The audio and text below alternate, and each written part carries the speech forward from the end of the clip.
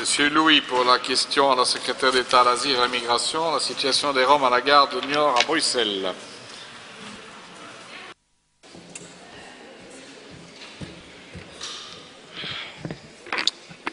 Merci Monsieur le Président. Madame la secrétaire d'État, cela fait des mois que des Roms de nationalité slovaque squattent illégalement la gare du Nord et un bâtiment situé tout proche.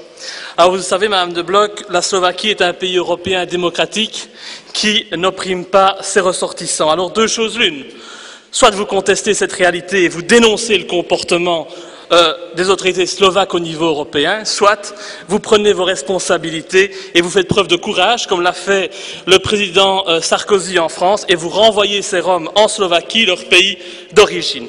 Alors il est temps que notre pays se saisisse de cette question, car la situation actuelle n'est plus tenable. Vous le savez, puisque un ancien rapport émanant à l'époque de votre collègue Guy Verhofstadt l'a démontré, la présence de Roms ou de gens du voyage a un impact important au niveau de l'insécurité et de la délinquance.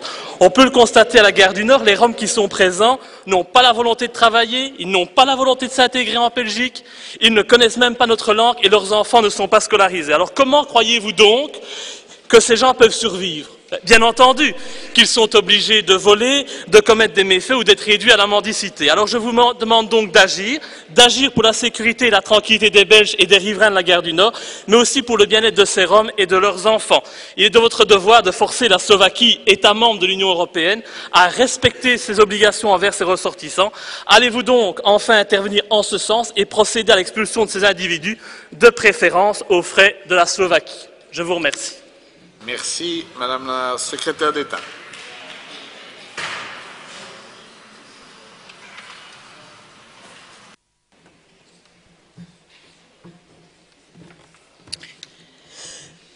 Meneer Louis, ik zal zeer kort zijn. L'Office des étrangers et faits d'asile avec le ministre bruxellois Bruno de Lille, qui est copropriétaire des lieux, se sont rendus sur place à plusieurs reprises et ont présenté les mesures suivantes. Une offre d'accueil pour les personnes présentées qui relèvent de la loi d'accueil et une offre de retour volontaire pour ceux qui souhaitent rentrer dans leur pays d'origine.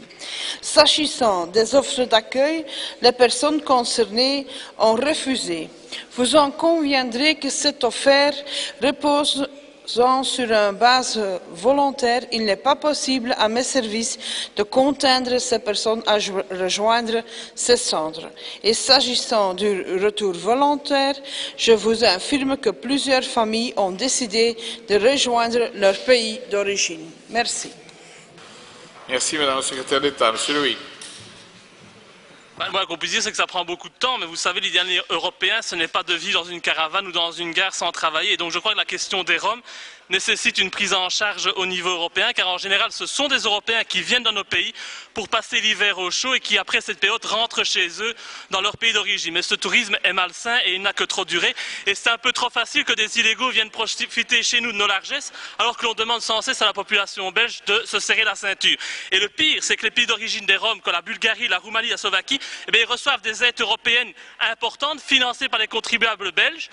On parle quand même de sommes allant jusqu'à plus de 10 milliards d'euros. Donc je me demande où passe tout cet argent s'il n'est pas investi par ces pays d'origine des Roms pour les réintégrer dans leur société, dans leur pays d'origine. Ils n'ont pas d'avenir ici, si ce n'est que la mendicité. Donc il y a un véritable problème à régler d'urgence.